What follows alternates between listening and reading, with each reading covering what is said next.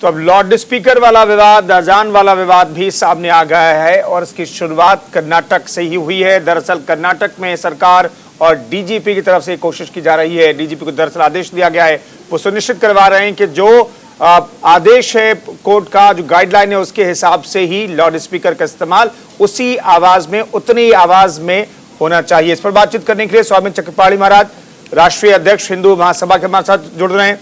ताहिरा हसन हमारे साथ सामाजिक कार्यकर्ता जुड़ रही हैं। अमर जैदी सामाजिक कार्यकर्ता हमारे साथ मौजूद हैं। तमाम मेहमानों का स्वागत है।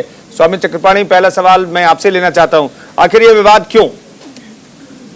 नहीं, देखिए, सवाल इस बात का है, पहले तो हमें याद है जब हम लोग कुंदन जी बचपन में थे तो काफी जहां पे हम लोग रहते थे, सुबह ही सुबह हनुमान चालीसा खुद लाउड स्पीकर से सुनाई देता था, भजन होता था मंदिरों में और वो होता था। सवाल इस बात का, लेकिन कुछ जैसे जैसे लोगों में वो हुई, बच्चों को जब पढ़ने वाले बच्चे हुए उसको देखते हुए कि भाई ज्यादा शोरगुल ना हो, तो उसको काफी रूप में आप देखेंगे कि मंदिरों में सीमित कर दिया गया और ऐसे जो जितना पहले बजता था उसे एकदम बहुत सीमित कर दिया गया। यहाँ तक कि कहीं जागरण के, नवरात्र में जागरण का भी कार्यक्रम होता है तो वहां नवरात्र में परमिशन लेना पड़ता है। अगर परमिशन नहीं तो नहीं करते, अगर वहां पे उसके बावजूद भी होता है तो पुलिस आकर के तुरंत रोक देती है। लेकिन आप जरा सोचो कि सालों भर 360 दिन मस्जिदों से जिस प्रकार से पांचों वक्त का होता है, भाई कोई मरीज है, कोई छात्र है, कोई और भी विषय है, उसके लिए सुबह सुबह कितना महत्व रखता है, चाहे और भी समय कितना, या किसी को सिर में दर्द हो तो अजान के माध्यम से उनका उद्देश्य होता है कि लोगों को नमाज के लिए उठाए, लोगों को जागरूक करे कि आके इकट्ठा होकर और नमाज अपना अपना पढ़े।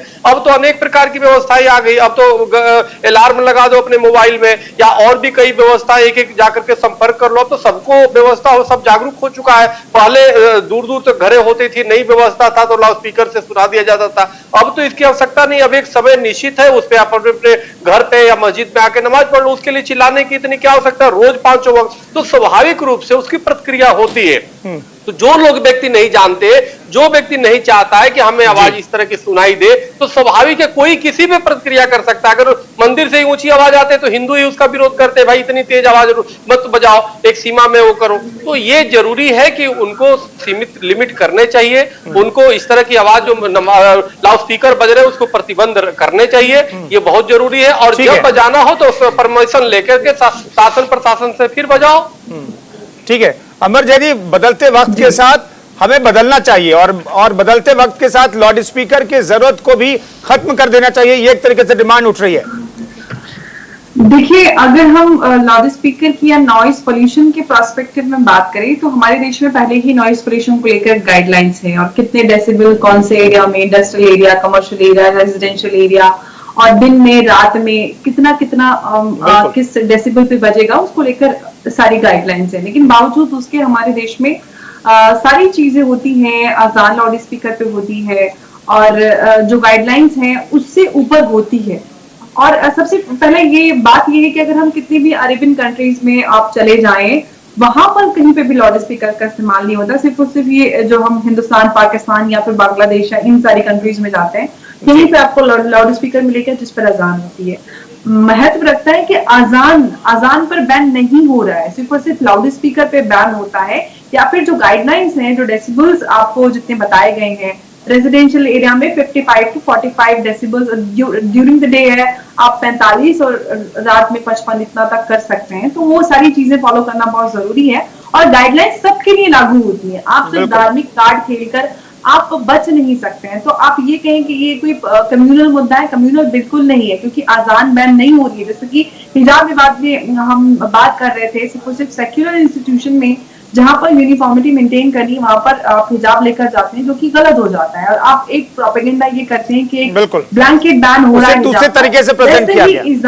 एग्जैक्टली, तो वही अजान को लेकर भी है कि लाउड स्पीकर को लेकर बात है। अगर आप लाउड स्पीकर पर भी नहीं करेंगे या जो डिस्क्राइब डेसिबल्स हैं उन पर करते हैं तो किसी को कोई एतराज नहीं है। और ये सबके लिए, अजान के लिए नहीं, सारे धर्मों के लिए लागू होता है, चाहे वो मंदिर हो, गुरुद्वारे हो या फिर शादी ब्याह में जो बैंड बाजे बजते हैं, उन सब के लिए। ताहिरा जी, आपको भी लगता है कि इस पूरे मसले को कम्युनल बनाने की कोशिश हो रही है, विक्टिम कार्ड एक पक्ष खेलने की कोशिश कर रहा है? देखिए, डिवाइसिव फोर्सेस तो काम कर ही रही हैं अपना, वो चाह रही हैं कि डिवाइड हो, लेकिन ये सोचने की बात है कि आज़ादी के बाद जब हमारा संविधान बना था बाबा साहब भीमराव अंबेडकर की अगुवाई में, तो बाहर के मुल्क, दूसरे मुल्क जो है वो सोचते थे कि इतने भिन्न तरह के लोग रह रहे हैं, कैसे ये डेमोक्रेसी यहाँ पे सरवाइव करेगी, और हमने करके दिखा दिया। यही डेमोक्रेसी की खूबसूरती है हमारी, यही सुंदरता है। बिल्कुल मेरा मानना है कि जो पोल्यूशन बढ़ रहा है तो सभी धर्म स्थलों पर और शादी में, ब्याह में जो इतना तेज तेज म्यूजिक बजता है, सब रोक दीजिए। आप कहेंगे कि हम सब रोक रहे हैं, तो जाहिर है किसी को कहने का मौका क्यों मिलेगा? आप बताइए। ये जब कहा जाएगा कि शादी ब्याह जो जिस तरह से बच्चों के एग्जाम डिस्टर्ब होते हैं, अगल बगल में जो म्यूजिक और हंगामे होते हैं, या किसी भी धर्म स्थल पे चलता है, सब रोक दीजिए, क्योंकि ये साइंटिफिक नहीं है। रोक दीजिए, समय बदल गया है, लोग समझेंगे कि भाई किसी वजह से कहा जा रहा है, साइंटिफिकली कहा जा रहा है, उसको साइंटिफिक तरीके से कहिए। लेकिन जो गंगा जमुनी तहजीब है, उसका ताना बाना जो है वो इसी तरह से मजबूत रहना चाहिए। नहीं, अब ताहिर हसन जी, बाकी लोग अगर नियम फॉलो नहीं कर रहे हैं तो ये आपको भी साबित करना पड़ेगा। और वो लोग ये जो कहते हैं कि देखिए मंदिर में जो डेसिबल की लिमिटेशन है उससे ज्यादा साउंड पर बजाया जाता है, चालीसा या कोई भक्ति गीत, तो आपको साबित करना पड़ेगा और ये बताना पड़ेगा कि देखिए यहां भी इस तरीके से फॉलो नहीं हो रहा है। हालांकि वो भी गलत है। आपके जो नियम कायदे कानून तय, सुप्रीम कोर्ट ने कायदे कानून तय किए हैं, उसके अनुसार काम तो करना पड़ेगा ना। आपको लाउड स्पीकर की आवाज को सीमित तो करनी पड़ेगी, यही तो कहा जा रहा है सर। भाई बिना लाउड स्पीकर के अजान दीजिए ना। किसने कहा कि लाउड स्पीकर की आवाज सीमित कीजिए? आप बिना लाउड स्पीकर के करवा दीजिए, उसमें क्या बुराई है? लेकिन ये स्टेट को सबके लिए बराबरी से करना पड़ेगा। तो वो स्टेट सबके लिए इक्वल है। कर्नाटक की सरकार ऐसा नहीं करेगी, लागू करना स्टेट का काम है। ताहिर हसन, मैं ये जानना चाहता हूं, कर्नाटक की सरकार बराबरी से व्यवहार नहीं करिए क्या ताहिरा जी? नहीं, अब ये तो आप लोग बताएंगे, न्यूज में आना चाहिए। क्या बराबरी से कर रही है? क्या वो हर जगह रोक रही है? क्या वो शादी ब्याह में जो हंगामा नाच गाना चल रहा है उसको रोक रही है? अगर सब जगह रोक रही है तो किसी को कोई ऑब्जेक्शन नहीं होना चाहिए। ठीक है, जो ऑब्जेक्शन कर रहा है वो कोशिश कर रहा है डिवाइड करने की। अगर सबको बराबर से आप रोक रहे हैं तो ऑब्जेक्शन आएगा कहां? आप ये बताइए। अगर स्टेट जो हेड है वो सब जगह डेमोक्रेसी को लेके चल रहा है, भाई डेमोक्रेसी के तो इंस्टीट्यूशन पिलर्स हैं, क्या हैं? तो अगर वो लेके चल रहा है और सबको रोक रहा है तो कहां से ये बात आएगी बताइए? नहीं ताहिरा हसन जी, मैं जो भी बात आ रही है चाहे जिस तरफ से आ रही है गलत है। नहीं ताहिरा हसन जी, मैं एक चीज जानना चाहता हूं। स्वामी चक्रपाणी महाराज ने शुरुआत में कहा कि जब हम बचपन में थे तो लाउड स्पीकर की आवाज बहुत तेज हुआ करती थी। मंदिर के आसपास अगर आपके घर हैं तो आपकी नींद मंदिर की आवाज और आरती और घंटे घड़ियाल की वजह से और तेज साउंड की वजह से नींद खुलती थी। लेकिन वक्त के साथ चीजें बदल गई, वहां पर भी लाउड स्पीकर का इस्तेमाल बंद हुआ। लोगों ने बंद किया इस्तेमाल करना, क्योंकि बाकी लोग डिस्टर्ब होते थे। यही बात तो अजान को लेकर के भी कही जा रही है, कोई अलग बात नहीं कही जा रही। तो मैंने तो कहा कि उसको लाउड स्पीकर ही बंद कर देना चाहिए। आपने सुना नहीं? मैंने कहा कि स्टेट इसको देखिए, अगर जनता के हित में है और पोल्यूशन हमको हार्म कर रहा है तो स्टेट इसको कहेगी ना, स्टेट इसको लागू करेगी जी। ये यहाँ पे हम न्यूज रूम में ना आप कर सकते हैं ना हम कर सकते हैं, न चक्रपाणी महाराज जी कर सकते हैं। इसको लागू करेगा स्टेट, समता और समानता के साथ लागू करेगा। जिस स्टेट ने इसीलिए कुछ मशीनें जो हैं, तमाम जो मस्जिद है जहां से अजान दी जाती है वहां पर मशीनें लगाई गई हैं और यह सुनिश्चित करने के लिए कहा गया है कि कहीं पर भी जो तय डेसिबल है उससे ज्यादा तेज आवाज में अजान न दी जाए। अतीकुर रहमान साहब हमारे साथ इस्लामिक रिसर्चर जुड़ गए हैं। अतीकुर रहमान साहब, अजान लाउड स्पीकर से क्यों जरूरी है, जरा हमारे दर्शकों को बता दीजिए, फिर हम इस चर्चा को आगे बढ़ाएं। कोई जरूरी नहीं है साहब, कोई जरूरी नहीं है। यहाँ पर जरूरत डेसिबल लेवल का वायलेशन ना किया जाएगा, इसका भी आश्वासन पुलिस कमिश्नर साहब को दे दिया गया है। आपत्ति क्या है? इक्वालिटी की बात कर रही है ताहिरा हसन जी, तो इक्वालिटी मेंटेन करिए ना। जहां डेसिबल लेवल हाई होता है क्या हमारी पुलिस, हमारा एडमिनिस्ट्रेशन सक्षम नहीं है उसको कंट्रोल करने में? ये फ्रिंज एलिमेंट्स कहां से आ जाते हैं? ये बीच में बड़बोलिया लोग कहां से आ जाते हैं? ये टिट फॉर टैट करने वाले लोग कहां से आ जाते हैं? ये स्वार्थ खराब करने वाले पैदा कहां से होते हैं? और इन लोगों को समर्थन किसका हासिल होता है? आप ये तलाश करिए ना, और उन चीजों को उजागर करिए जो दो बड़े समुदाय हिंदू और मुसलमानों के बीच में ये खाई को गहरा करने की कोशिश करते हैं, गहरा करने में विश्वास करते हैं, ना कि दिल मिलाने में विश्वास करते हैं। आप बताइए पहल कौन करेगा? नहीं, टिट फॉर टैट की बात तो आप कर रहे हैं ना, अतीकुर रहमान साहब, जैसे वो तैसा की बात तो आप कह रहे हैं कि हमारे घर अजान पर पाबंदी लगा रहे हैं, मशीनें लगा रहे हैं, डेसिबल आप नाप रहे हैं, तो हिंदुओं के कार्यक्रम में, शादी ब्याह के कार्यक्रम में जो लाउड स्पीकर का इस्तेमाल हो रहा है वहां पर भी मशीनें लगा करके चेक कीजिए। तो ये तो आप पूछ रहे हैं। होता है इक्वालिटी का डिमांड करना, लीगल प्रिंसिपल्स की बात करना, एडमिनिस्ट्रेशन को बताना कि आप काम करिए, जहां डेसिबल लेवल हाई है उनको कम करिए। ये आप कहते tit for tat. Tit for tat तो वो था जब कहा गया कि अगर अजान बंद नहीं हुई तो हनुमान चालीसा होगा, और उसके एवज में हमने क्या कहा? मुंबई के अंदर कोलाबा एरिया में मेरे पास वीडियो है, आपको भेजता हूं, वहां के एक लोकल लीडर ने कहा कि हनुमान चालीसा पढ़िए और हमारी दुकान से फ्री शरबत लेके जाइए, मीठा मीठा, ठंडा ठंडा। आप बताइए ये क्या है? टिट फॉर टैट है, सेक्युलरिज्म है? ठंडा ठंडा शरबत हर हनुमान चालीसा पढ़ने वाले को ऑफर किया जा रहा है मुंबई में, कोलाबा में। नहीं तो इसमें किसी को दिक्कत है क्या अतीकुर रहमान साहब? क्या परेशानी है इसमें? गलत क्या है अतीकुर रहमान साहब? अगर कोई नमाज पढ़ने जाता है, जब पिता भी बच्चे को नमाज के लिए भेजता तो बोला नमाज पढ़ तो तुम्हें ये दे देंगे। हमारे कई ऐसे जानने वाले लोग हैं जो अपने भाई को, छोटे भाई को, बच्चों को कहते बेटा 5 वक्त की नमाज पढ़, उसके बाद तेरे को ये दे देंगे।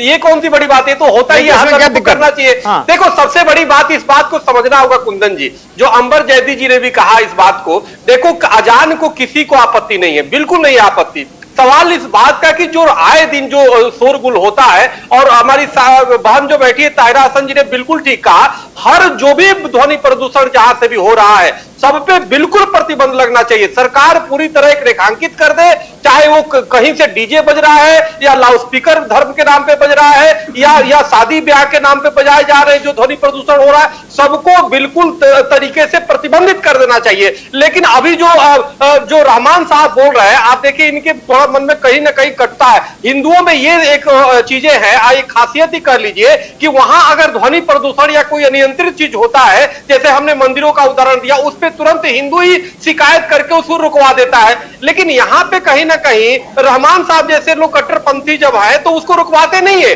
बल्कि उसे हिंदुओं से तुलना कर देते हैं और उसको और ज्यादा जहर घोलने का काम करते हैं, जो बड़ा दुर्भाग्यपूर्ण होता है। वो लड़ाई प्रदूषण का नहीं होता, जैसे ताहिरा हसन जी करे, वो लड़ाई हिंदू मुस्लिम की हो जाता है। जबकि यहाँ लड़ाई हिंदू मुस्लिम की नहीं होनी चाहिए, जबकि लोगों की सुविधा के लिए होनी चाहिए। यार भक्ति से आप नमाज पढ़िए, उससे किसको क्या आपत्ति होनी चाहिए? हम हनुमान चालीसा पढ़े, आपको क्यों आपत्ति होगा? लेकिन जो इस प्रकार की हमारी प्रदूषण तो ठीक है, अतीकुर रहमान साहब आ रहा हूं आपके पास, आपकी प्रदूषण तो ठीक है, हम जो फैलाए वो ठीक है, आप जो फैलाओ वो गलत है। ये चीजें गलत बात है कि आप तो हनुमान चालीसा नहीं पढ़ोगे तो सांप्रदायिक बन जाओगे, हम नमाज भले, हम अजान भले करते रहे, ये बिल्कुल गलत है। हम अजान और हनुमान चालीसा के दृष्टि से ना देख करके, जो ताहिरा जी भी कर रही है, पूरी तरह से प्रतिबंधित करना चाहिए कि चाहे शादी या किसी तरह से ध्वनि प्रदूषण पे रोक होनी चाहिए, तो जाकर के हमारे जो बच्चे हैं, पढ़ने वाले बच्चे, अतीकुर रहमान जल्दी से जवाब दे लीजिए। ना भक्ति करने के लिए कौन रोकता है? क्या मेरी आवाज आप तक पहुंच रही है? आ रही है सर, आ रही है। पूरा देश सुन रहा है आपकी आवाज जी। सामान जी, शायद चक्रपाणी महाराज जी तक नहीं पहुंच रही है। मेरी कट्टरता की किताब मैं देता हूं, मैं आपको आमंत्रित करता हूं, जहां जहां अजान डेसिबल लेवल से हाई हो रही है वो बंद कराने में मैं जिम्मेदारी लेता हूं, और जहां जहां हनुमान चालीसा पढ़ा जा रहा है मैं जिम्मेदारी लेता हूं, ठंडा ठंडा मीठा मीठा शरबत बांटा जाएगा वहां पर। पढ़िए हनुमान चालीसा, लाउड स्पीकर पे पढ़िए, घर में पढ़िए, मंदिर में पढ़िए, गली मोहल्ले जहां चाहिए, ठंडा ठंडा मीठा मीठा शरबत हम ऑफर करेंगे। ये मेरी कट्टरता का सबूत है चक्रपाणी महाराज जी। नहीं अतीकुर रहमान साहब, ये बात समझ नहीं आई, समझ में नहीं आई। देखिए पूरा देश सुन, मैं भी समझ नहीं पाया, मैं स्वीकार करता हूं, मैं समझ नहीं पाया आपकी बात। शरबत ऑफर करेंगे, ठंडा नहीं नहीं, कुछ लोग अगर शरबत ऑफर कर रहे हैं हनुमान चालीसा का पाठ करने के बाद शरबत ऑफर कर रहे हैं, तो इसमें मुझे लगता है किसी को आपत्ति नहीं होनी चाहिए।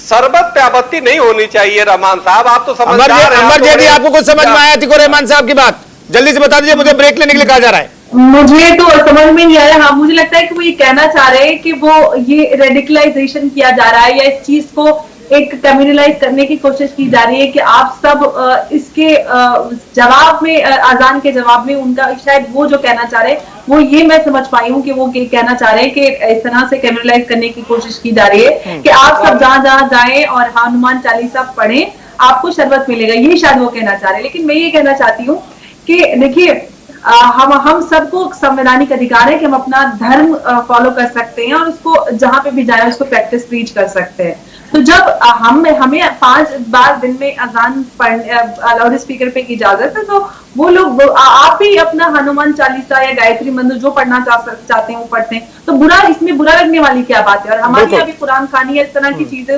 तो कोई इनकाद किया जाता है। बिल्कुल, आखिर ये जो कर्नाटक सरकार कर रही है या फिर अनुराधा पौडवाल ने जो कहा है या फिर एमएनएस प्रमुख राज ठाकरे ने जो कहा है, इसे दूसरे तरीके से क्यों पेश किया जा रहा है, इस पर बातचीत करेंगे।